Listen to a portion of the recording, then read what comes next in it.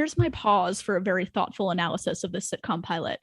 It occurred to me as I was watching this speech for probably the 20th time in my life, upwards of 20th time. What do you think about the parallels between Rachel making this speech about realizing she might have a new identity, wanting to be seen as something different right after she's walked out on her wedding, as corresponding to Ross's wife realizing she has a new identity and deciding that she needs to end their marriage? Kara looks so overwhelmed right now, for those of you that can't see.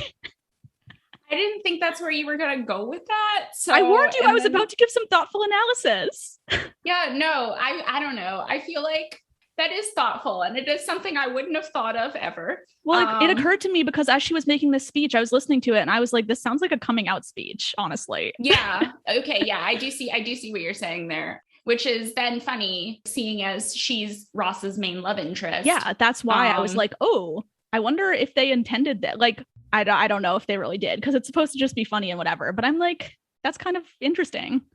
It's funny. It feels like one of those moments where, like, sometimes I'll do this by accident, where I'll like write something and then people will be like, oh, I love this parallel to that. And then I didn't do it on purpose, but then I'll just be like, yes. I think it might be unintentional, but I like it. I like this interpretation that I've come up with, because in Carol's sense, it was her realizing, a new aspect of her identity that kind of forced her to leave Ross.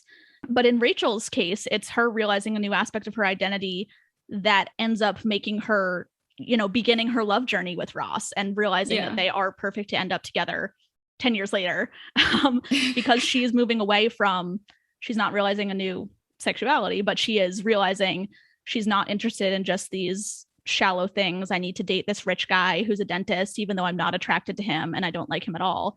And she's realizing, oh, I don't care about being rich so much. I would rather have people that I'm close to and that I really love, and to do things that I really love. So, which ends up bringing her to Ross. So, see, we can still find lovely things in Ross and Rachel, you guys. It's just keep your heart open.